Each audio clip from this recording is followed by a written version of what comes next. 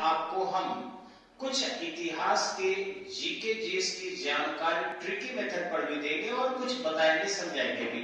सबसे पहले हम आते हैं अलाउद्दीन खिलजी के पास। अलाउद्दीन खिलजी जो है आपको इसके सिपह सलार हुआ करते थे, आपको पता होगा। उसको हम लोग इस अंजू ट्रिक से रट सकते हैं। अंजू ए से है अंगद खान, ए से है अंगद खान, एन से है नुसरत खान, जे से है जफर खान और यू से उलूग खान, यानी अंजू अंगद खान, नुसरत खान, जफर खान, उलूग खान, अंगद खान, नुसरत खान, जफर खान, उलूग खान। इस तरीके से हम अलाउद्दीन खिलजी के जो 4 सिपह सलार क्रमशः करके थे उनको हम रट सकते हैं।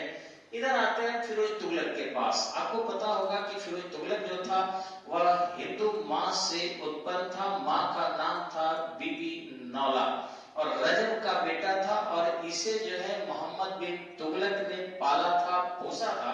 ऐसी स्थिति में इसके अंदर सत्ता पाने की ललक काफी थी, लेकिन यह बड़े पैमाने पर हिंदू मां से उत्पन्न होने के कारण कट्टरता का प्रदर्शन किया, जिससे मुस्लिम विश्वास को जीत सके।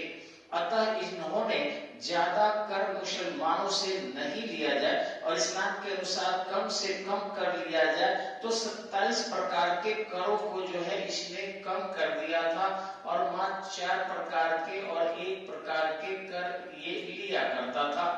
इस 4 प्रकार के जो कर थे उनको शॉर्टकट में आप रख सकते हैं। खाज खुजा एकदम शॉर्टकट में, यानी कि ख से खराज, ज से जजिया, खुज से खुम्स और ज से जकात। ध्यान रखेंगे, कुछ लोग कहता है कि ये जजिया धार्मिक कर था, लेकिन आपको बता दें कि जजिया जो है आपका धार्मिक कर नहीं था। जजिया कर धार्मिक कर नहीं था, ये एग्जाम में एकदम ध्यान रखिएगा। इसलिए धार्मिक कर नहीं था ये कि ये सैनिक सेवा गैर मुसलमान नहीं देते थे, उनसे वसूला जाता था, क्योंकि उन पर विश्वास ये कम करते थे, अतः हिंदुओं से जजिया लेते थे। ये फिरोज तुगलक थोड़ा और कट्टरता का प्रदर्शन किया और यह गैर ब्राह्मणों से भी जजिया लेना प्रारंभ कर दिया था। जब ब्राह्मणों से ये जजिया लेना प्रारंभ कर दिया तो निश्चित ही एक सांकेतिक कर नहीं था, बल्कि वास्तविक रूप से इसकी वसूली भी की जाती थी। यानी इस तरीके से यह एक कट्टर इस्लामिक प्रथा को लागू करने का प्रयास किया।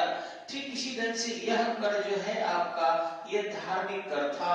यह मुसलमानों से धर्म के उत्थान के लिए ज़कात लिया जाता था। खम्स जो है ये लूटे गए माल के कर हुआ करते थे। इस तरीके से इसने हक ए सर्व नामक एक नया कर और चलाया था। आपको बता दें, हक ए सर्व ये सिंचाई कर से संबंधित था। इसके कर जो थे आपके हक ए सर्व था, यह यानी कि सिंचाई कर था। इसके द्वारा बड़े पैमाने पर जो है नहरों का निर्माण किया गया था। हालांकि नहरों का राजकुमार, नगरों का राजकुमार भी इसे बोलते हैं और मध्यकाल का अकबर भी कहा जाता है, क्योंकि इसके दरबार में 1,80,000 जो थे गुलाम रखते थे, उनके लिए ये खाने पीने की व्यवस्था भी करता था। इसने दीवाने बंदगान नामक विभाग भी बनवाया था फिरोज तुगलक ने, और इसने गरीब महिलाओं के विवाह के लिए भी इन्होंने आश्रम बनवाया था, जिसमें से बड़े पैमाने पर मुस्लिम गरीब स्त्रियों के विवाह के लिए खर्च दिया जाता था।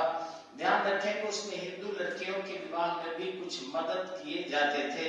लेकिन एक सबसे बड़ी बात है आपको कि इस दीवान खैरात के माध्यम से ज्यादातर केवल और केवल मुस्लिम लड़कियों को और गरीब खानों को, यतीम खानों में रहने वाले लोगों को ज्यादा फायदा हुआ करता था। हालांकि इसने एक फायदा सनातन धर्म को भी जाने में पहुंचाया था, यानी कि फिरोज तुगलक ने इसने क्या था कि टोपड़ा से अशोक के लाट को दिल्ली ला दिया और मेरठ से अशोक के लाट को दिल्ली ला दिया। तो ये थोड़ी सी सुरक्षा किया था। और दूसरा कि जिन मंदिरों पर ये आक्रमण किया था, वहां से बड़े पैमाने पर अच्छे पुस्तकों को लेकर और ये फारसी में अनुवादित करवाया था। इस तरीके से इसने निरंतरता दी थी और इस पुस्तक को जो मिट रहे थे उसको एक स्थिरता देने का प्रयास भी किया था। यह लंबे समय तक सत्ता में रहा था। यूं कहें कि यदि पूरे गुलाम वंश को ले ले, हम सैयद वंश और लोदी वंश को हटा दें तो सबसे ज्यादा सत्ता में यही रहा था। लेकिन एक और व्यक्ति हुआ जो सल्तनत काल में बहलोल लोदी था, जो इससे 1 वर्ष ज्यादा किया था। इसके मुसलमानों के प्रति उदारता ही लंबी सत्ता का कारण रही। यह भ्रष्टाचार का खुद पोषण भी करता था फिरोज तुगलक आपको, क्योंकि एक घटिया घोड़ा को पास करवाने के लिए स्वयं घूस भी दिया था अपने दरबारी को। 1200 अंगूर का बाग लगवाया था, 300 छोटे छोटे नगर बसवाए थे, जौना खां के नाम पर ही जौनपुर शहर बसवाया था। अर्थात इसके अंतर्गत इतनी ज्यादा उदारता थी कि यह अपने सेना की संख्या को न केवल ज्यों के त्यों रहने दिया, बल्कि अलग से दासों के बहुत बड़े बल खड़ा कर दिया। और इसमें एक और खास बातें थी कि यह कहा कि अगर आप युद्ध में नहीं जा सकते हैं तो अपने दास को भेज सकते हैं, अथवा आप चाहें तो अपने संबंधियों को भेज सकते हैं। इस प्रकार से इसके द्वारा बहुत से उदारता का परिचय दिया गया था। धन्यवाद, नमस्कार, जय हिंद।